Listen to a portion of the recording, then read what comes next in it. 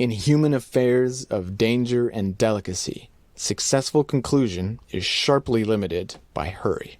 So often men trip by being in a rush. If one were properly to perform a difficult and subtle act, he should first inspect the end to be achieved, and then, once he had accepted the end as desirable, he should forget it completely and concentrate solely on the means. By this method, he would not be moved to false action by anxiety or hurry or fear. That's Steinbeck from East of Eden.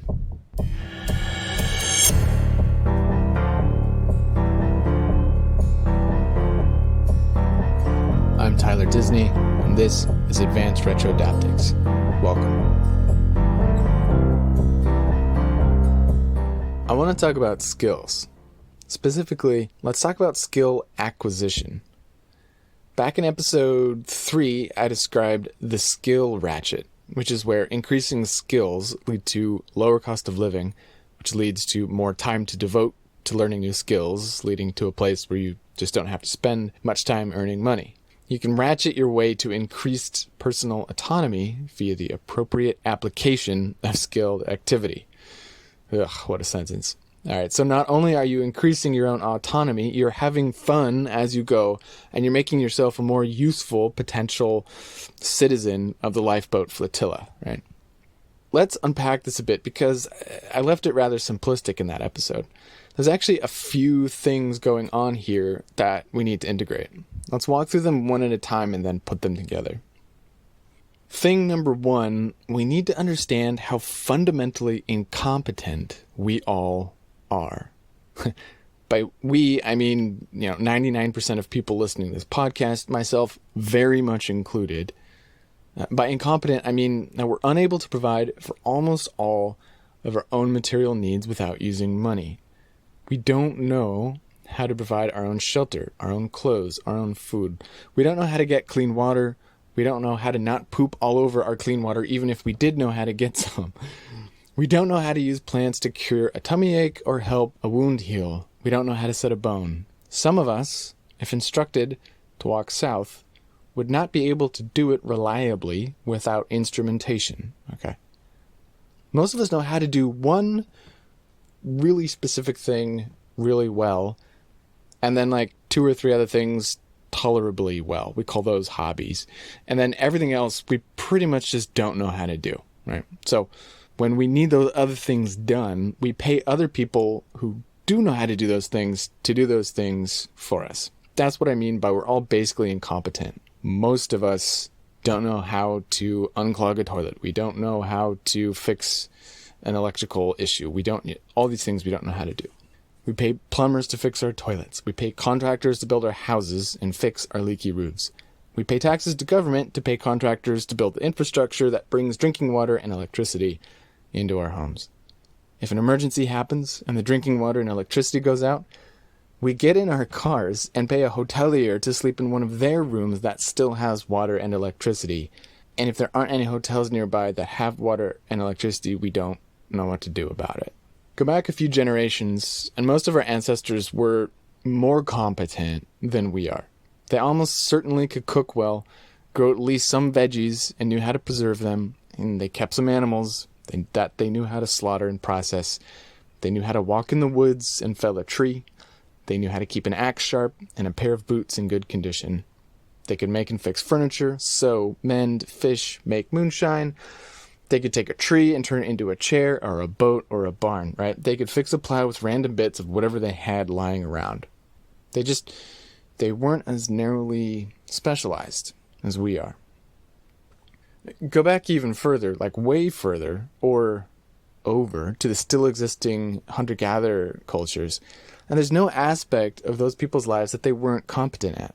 They could walk across a continent, sail across an ocean in a canoe, find food and water and shelter, and maintain their culture and way of life.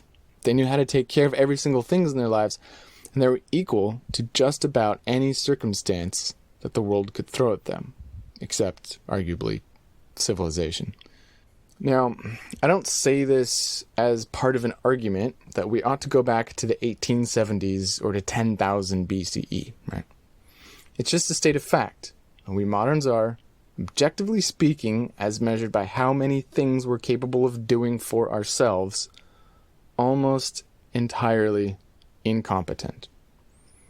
If you took one or two skills away from us, we'd be entirely reliant on the state or family and friends to see to our needs.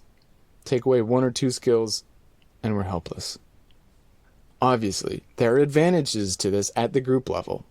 A lot of us are very, very good at one thing, like I said. So this specialization allows us as a society to do some really amazing stuff, to get really far. Like, to the moon, literally. It's what enables us to do stuff like make vaccines in a few months, or invent solar panels, or javelin missile launchers, or audio equipment, right? But as individuals, this way of organizing competence makes us very reliant on this complicated and increasingly fragile system that provides for our needs as long as we've got the cash. It's that as long as we've got the cash part's that the rub, isn't it?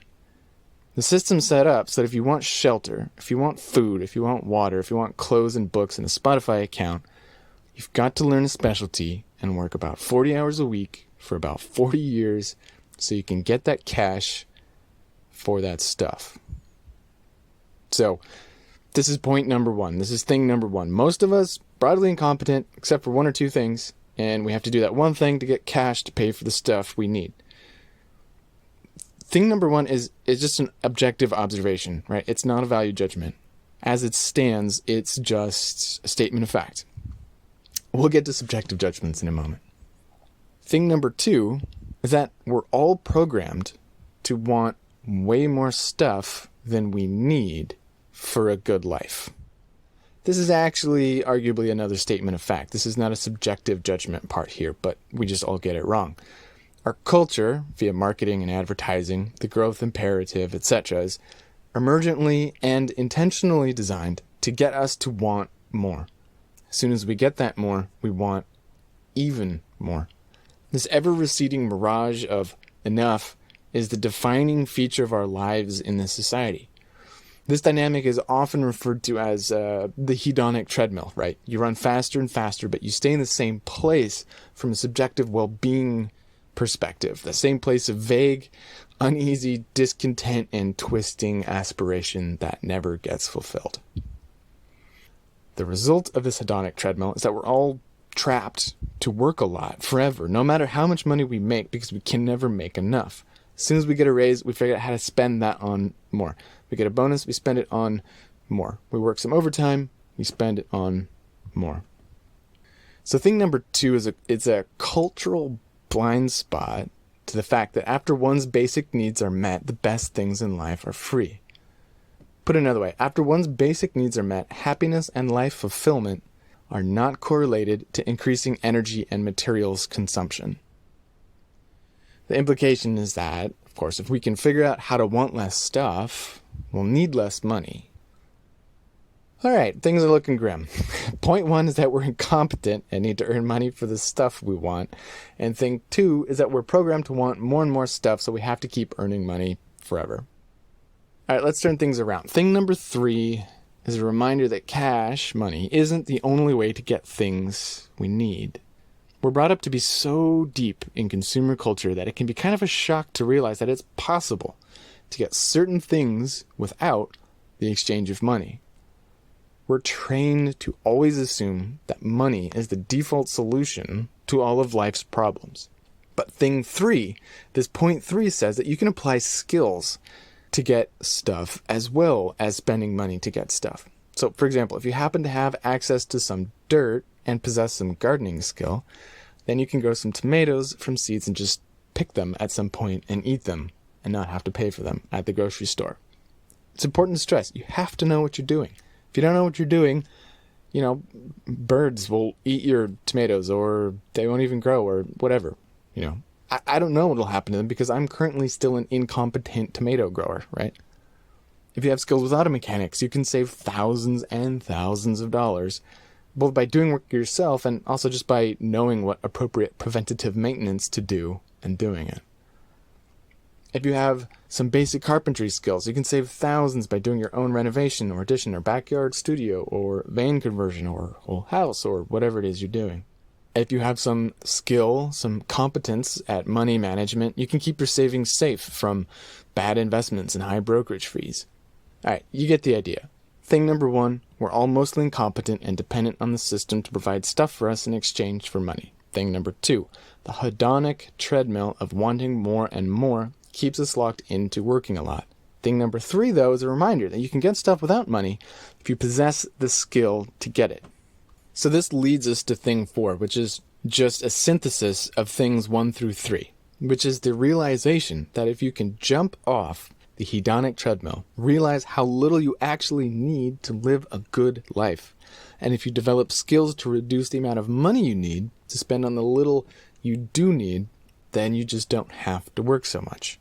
You could work part-time, or you could save up for a few years and quit early. Or you could work intermittently, work full-time for a year or two, then take a year or two off, then go bad, however you like. Point 4 is that with a little bit of anti-consumer ethos and some skills, you can carve out a huge chunk of autonomy, of time freedom for yourself. Now, point 4 is where a lot of people who go down this path stop, and they think this is the destination. Point 4 comes in a few different flavors, a few different subcultures, if you will. There's the FIRE movement, there's voluntary simplicity, there's dirtbag culture. There's more. Those are just 3 main ones that pop out at me. Point 4 is where you trim your budget just enough and develop just enough skills that you can figure out early retirement or part-time work or whatever, and spend most of your time doing whatever it is you want to do. And that's way nicer than being burnt out and working your brains out, right? So a lot of people stop there and they think that's the end of the line because it's so much better than what they were doing before. And it's a great place to get to. It's a super liberating realization. Points 1 through 4 are well-trod territory. Thousands, if not millions of people have pulled this off in their lives. And I think that's not the end of the line. I think there's a point 5. I think this thing's on a roll and there's magic over the horizon. Now, heads up, this is where things get a little speculative. I'm using my imagination here a little bit to project into the future. Point 5 is where things get weird in a good way. Point 5 is when you spin up a virtuous circle, a positive feedback loop that develops into hypercompetence. All right, the heck do I mean by that? If you can develop enough skills to get to point 4 and carve out some time freedom for yourself, however that looks like for you, one of the things you can spend your extra time on is developing further skills. Since you've got even more time in your life, you've got even more time available to build skills, so your rate of skill acquisition can, if you want it to, increase. As your skills increase, not only does your cost of living probably decrease even further if you're choosing appropriate skills, but at some point you're going to develop skills to the point that you're good enough that, other people would pay you money to do it, or, they do you a favor or something like that. The application of skill is going to generate income of some form, money or otherwise, in your life. So one consequence of this virtuous cycle is that your level of autonomy becomes very durable. You have multiple sources of possible income. You have multiple sources of the things you need coming into your life, whether that's money or otherwise. You have multiple sources of flows of other things in your life. You could get a job doing half a dozen different things if you wanted to. You get half of your food without paying for it through gardening and relationships with people who do garden and foraging, urban or rural, and hunting or whatever else you're interested in. The specifics aren't that relevant. At the same time that your access to money is much less likely to fail, the amount of money you need still continues to drop. Also, with a high level of appropriate practical skills, you're unlikely to be negatively affected in a huge way during major disruptions. Power outage and the deer in the freezer is going to go bad? No worries, you know how to make jerky or whatever. Sewer's backed up and you can't flush the toilet? That's fine. You go into the garage and bang together a bucket compost toilet in a few hours from some scrap wood you had laying around, then set up a safe manure bin in the backyard. In a car that breaks down out in the middle of nowhere? All good. Step 1, don't panic. Step 2, all right, let's pop the hood and see what we got here. So point 5 is that if you can set up this positive feedback loop, your freedom becomes much more secure than if your freedom relied totally on, say, just your brokerage accounts. And there are fewer environmental circumstances that could really leave you in a jam because you're just really competent. You are a person who is equal to more things that the world can throw at you. All right, so that's neat. But I think there's more than 0.5. I think there's a sixth thing. The sixth thing is that the world needs broadly competent people. By that I mean, I think that the lifeboat flotilla needs broadly competent people. Hyperspecialization has worked out pretty well for society based on metrics of GDP, technological advancement, etc. But it hasn't worked out well from the metrics of average happiness, mental health, physical health, ecosystem health, increased threat of existential risks like nuclear war, biological terrorism, and climate system collapse. Worsening global instability of climate systems, political systems, and food and resource distribution systems are baked into the pie we all have to eat over the coming decades and centuries. This means that we're going to have to increasingly take care of ourselves, I think, regardless of how much our states try to take care of us for us. The ability of states and global systems of power to look after our needs as individuals and communities of dignified humans is eroding, and will erode faster and faster in fits and starts. Now, look, I'm not going to spend any time backing this up in this episode. If you've gotten this far with me, you've already done your homework on this point. If you'd like to do more homework, I would say start with Nate Hagen's podcast, The Great Simplification. He breaks things down really well, and then, just let your spirit be your guide from there. Okay, so we're going to have to rely on ourselves more, on our own levels of competence as communities in the near future. We're going to have to, more and more, tend to our own sources of food, energy, water, shelter, hygiene, materials, security, entertainment, art, music, philosophy, and justice on an increasingly local scale. This loops back to point 1, which is that we're all mostly incompetent but make up for it by being specialized at one thing to participate in consumer capitalism. That's not going to work forever. Thing 1 is a thing that works now and it's not going to work in the future. When? I don't know. Point is, can't count on it for very much longer, right? That's a particular arrangement that's only existed for a very short amount of time in human history, and it shows no indication of being a durable, long-term arrangement. We're going to transition away from consumer capitalism to something else. No one can say for sure how our societies will be organized in 50, 100, 200 years, but smart money is not on increasing specialization and broad incompetence.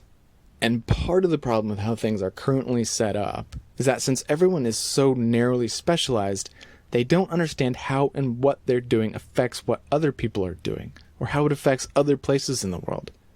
We've got this system where a bunch of specialists are running around not understanding the unintended negative side effects of them deploying their specialty on the world.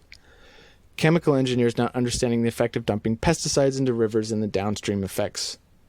Mechanical engineers not understanding the upstream carbon footprint consequences of specifying larger pipes and ducts for low friction flow designs. So another reason to start to build broad lattice works of competency is that we can avoid this blindness to the impacts of what we do. We need people who are not just good at stuff, but are good at seeing the whole system, understanding how everything works together, and can act in ways that don't create more problems than they solve. I'd like to make very clear here that I'm using the word community very intentionally. The lone wolves aren't going to make it very long. When I say skill up, I don't mean like Rambo up. I do not mean Rambo up. The isolated, rugged individualists, by and large, are going to die alone, I think. So please don't mistake my position. I think that developing deep social roots throughout one's community locally and abroad is perhaps the most important thing we can be doing. I do not think buying isolated property in northern Idaho, building a bunker, and never meeting your neighbors is a good idea. I think it's a massive mistake. I'll be returning to this point in more detail again and again, but for now the point is that in order to meet the future halfway, to borrow Nate Hagen's phrase, we ought to be spending as much time as we can developing broad and appropriate practical skills. But this is kind of good news, right? It's not like in order to meet the future, we have to learn how to do something that really sucks, right? Or is really risky. We just have to figure out how to get good at a bunch of different things. And turns out humans like getting good at stuff. It's basically the whole point of the dopamine system, which, to make it really simple, is like feel good endogenous drugs that motivates us to get off our asses and learn and explore and do new novel things. The process, if done right, is intrinsically enjoyable. So A, the process, if done right, should be intrinsically enjoyable. And B, the more skills we develop, the more autonomy and personal security we build for ourselves, so our lifestyles become harder to disrupt in a negative way. So even if all these really smart people are totally wrong about energy descent and someone figures out cold fusion and the future is going to be more like Star Trek than anything else, that's fine. Our lives will be that much better, full of autonomy, enjoyable activities, and security. So, to recap, point 1, we're all incompetent and have to earn money doing some really specialized things so we can solve our problems with money instead of ability. And thing 2, consumer culture programs us to always want more so that we can never stop working no matter how much money we earn. Thing 3 is just a reminder that it is possible to get some stuff for less money or even no money by deploying skills or competence in those areas. Thing 4 puts things 1 through 3 together and says, hey, wait a minute. If I can just short circuit this hedonic treadmill by realizing how little stuff I actually need for a good life and just say enough's enough, and develop some skills for the stuff I do decide I need, then I don't have to work as much. I could retire early or only work part-time or intermittently. Thing 5, pushing this a bit further, is the idea that if, once earning a bit of time freedom, you put even more time into skill development, if you don't just stop at thing 4, you can set up a positive feedback loop where you gain more skills, which leads to more competence, autonomy, and security, which leads to more time spent developing skills, etc., right? It's a loop. By harnessing the power of this positive feedback loop, we can become extraordinarily competent people, the likes of which the world hasn't seen in a long, long time. We can only speculate what communities full of people this competent will be able to pull off. And thing 6 is that beyond the boundary of our own skin or family, our communities are going to need more and more competent people to help see after securing the things we need, like food, energy, water, shelter, security, etc. In other words, the lifeboat flotilla can use broadly competent people. So this idea of becoming hypercompetent badasses is not a merely individualistic obsession. It also actually ought to be focused outward to other people. It ought to be woven into one's social environment.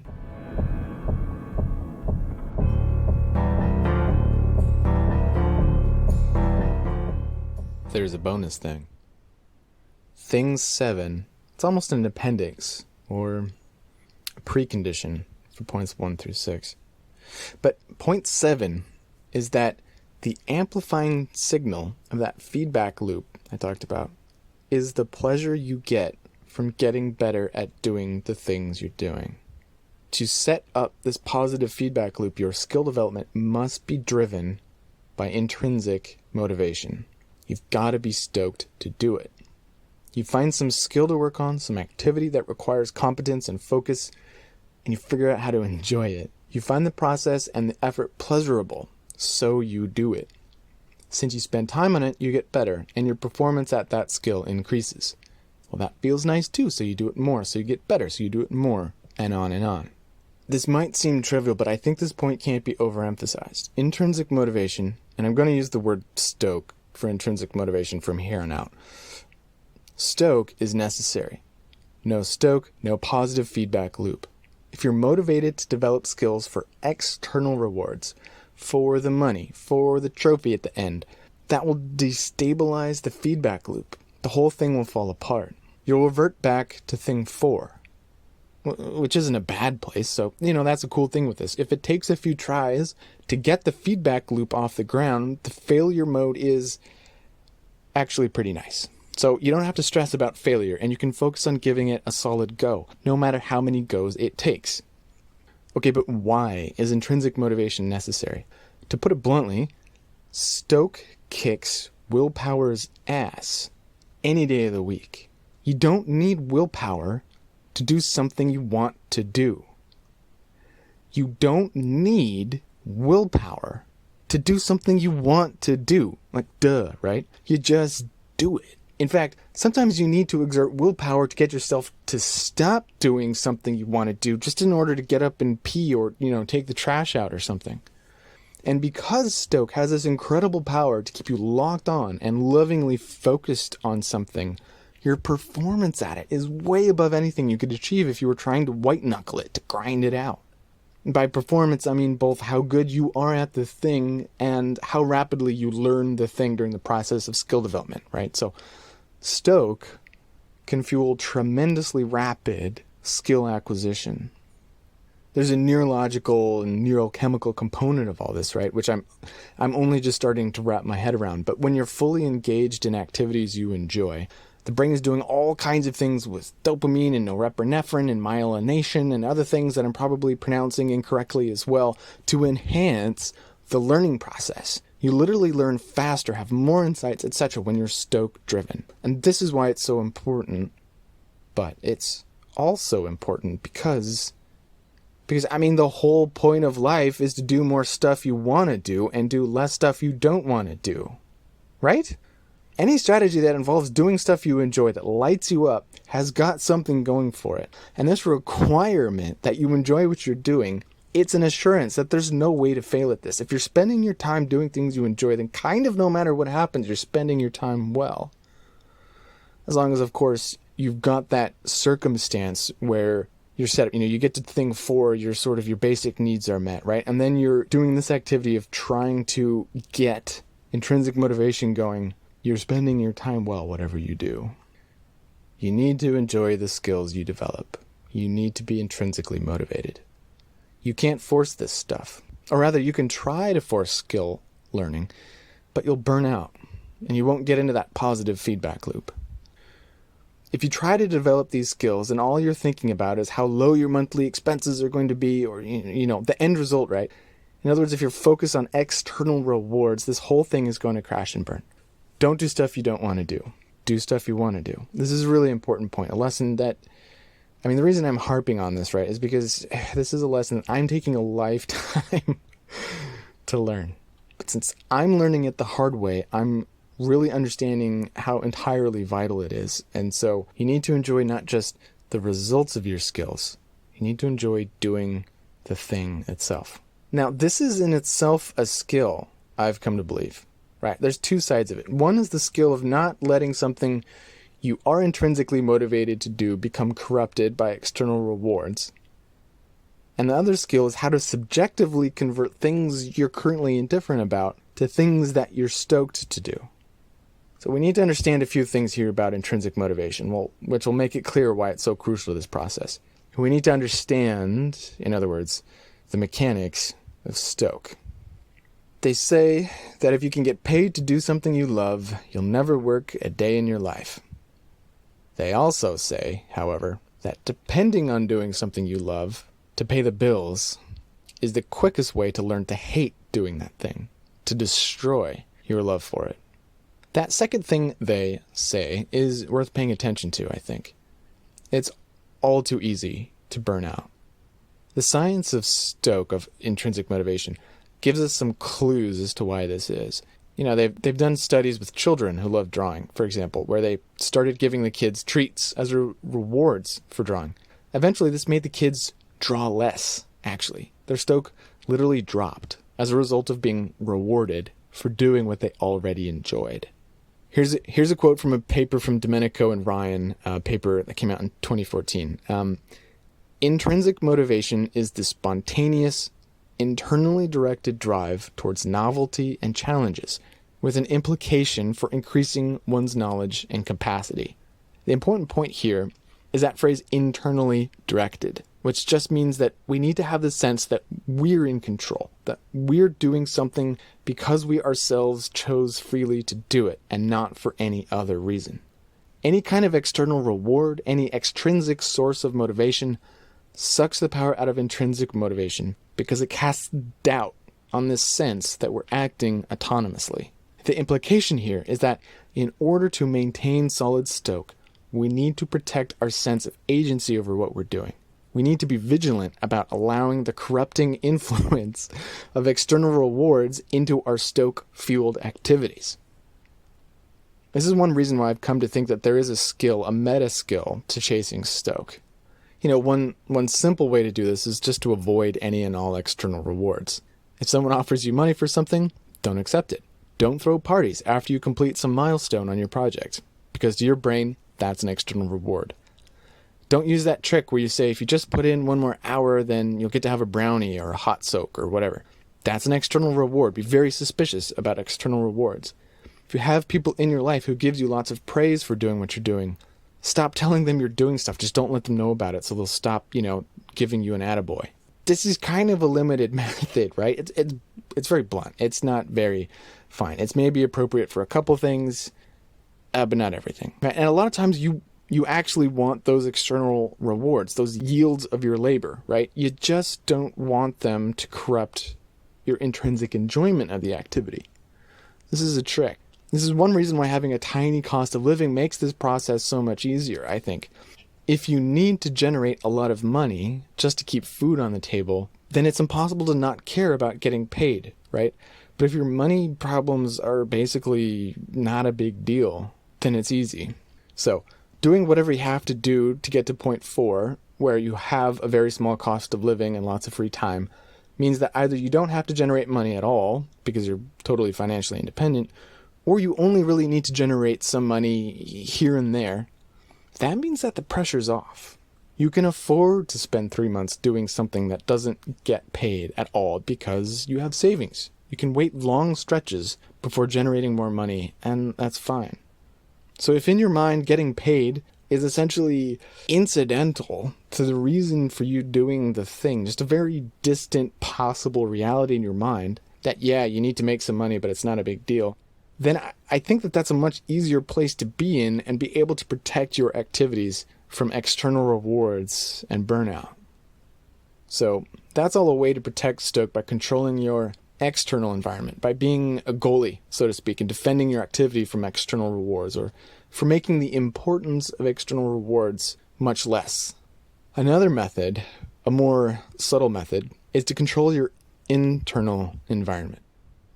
It turns out that our experience of external rewards and their impact on stoke is subject to subjective cognitive control. By that, I mean that external rewards are interpreted in our minds as a positive event, and we can let our minds anticipate that event in advance, and we can let our minds go wild with celebration when that event happens. Those experiences are when the damage gets done, when we really focus on that external reward. But if we can control our minds, control our subjective response to external rewards, we can effectively turn the gain down on our experience of external rewards and minimize the damage it does to our stoke. So you get paid to do something you like. Whatever. You don't even think about it. So someone says something nice about something you did. Fine, nice, already forgot about it, don't give a shit, moving on. This is called flattening the curve of dopamine response. Ring a bell? So that's what not to focus on, but that's sort of like telling someone to not think of a purple elephant, right? You can't focus on not focusing on something. You have to focus on something else. What should you focus on? Well, you should focus on the activity you're stoked to do. Don't think of the result. Don't think of the podium, the paycheck, the compliments. When you're not doing the thing, think about what doing the thing is like. And when you're doing the thing, let your mind be totally absorbed in what you're doing in the moment. Let the anticipation be not the reward. Let the anticipation be doing the thing. You anticipate doing the thing, the joy of being in the flow of whatever it is you're doing. Let the thing itself be the reward that unfolds in real time, moment after moment after moment. This is how time dilates, how you get lost in the love of the thing and how you slip into the positive feedback loop. Some people are naturally very good at this. Actually, some people are incapable of doing anything but this. It's like external rewards have no impact on them and they only do stuff they want to do. I envy them because I'm not wired that way. It's easy for me to get into a groove of grinding, of slogging, thinking that I need to do something for some external reason. And so for me, one of the reasons I've been spending so much time digging into the science of intrinsic motivation is that I need to develop the skill of stoke. One of the things I uncovered that totally blew my mind is how goals and plans might act as external rewards and thus as demotivators. Okay, remember, in order for stoke to exist, you've got to have the sense that your actions are internally directed, right? That you yourself are in control of your actions. Well, what is a plan or a goal? 5 minutes after you create a goal, it's an external thing that is saying, you must go this way, right? A goal is something that says, here's the path, don't deviate from it. Once you have a goal, you hand control over to it, which even if you're the person who created the goal 5 minutes ago, it becomes an external source of influence in your actions, and thus corrupts stoke, or can. The further in the future the realization of the goal is, the more it degrades stoke, for reasons having to do with the dopamine response system. This, of course, made me think about what the impact of having an overall vision for my life, like a huge life goal is like. Or rather, what the impact is of spending a lot of time thinking about an overall vision for your life. Because that's just like having a goal that you can never achieve, right? There's nothing so demotivating as anticipating the pleasure of achieving something that never comes.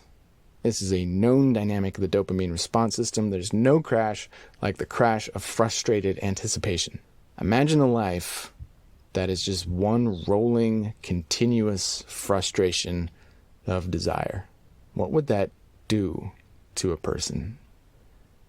Of course, I don't think we should throw away visions and goals entirely, right? They're useful to get us pointed in the right direction. But once pointed in the approximate right direction, we should forget those goals as much as possible, get them as far out of our heads as we possibly can, and focus on delight-led exploration and challenge. Every once in a while, we should come up for air and check in on our goals, see where we are, see if we still like that old goal, or if we've learned in the meantime, maybe we should change our heading a little bit because we've learned something, and reorient as necessary, and then totally forget about it again and get happily lost in the stoke. All right, there's so much more to unpack on this topic, but I'm going to leave it there for now. Thanks for listening, everyone, and thanks for being patient. I do expect to be producing episodes more regularly here for a few months, as I'm going to be in one place for a little bit longer.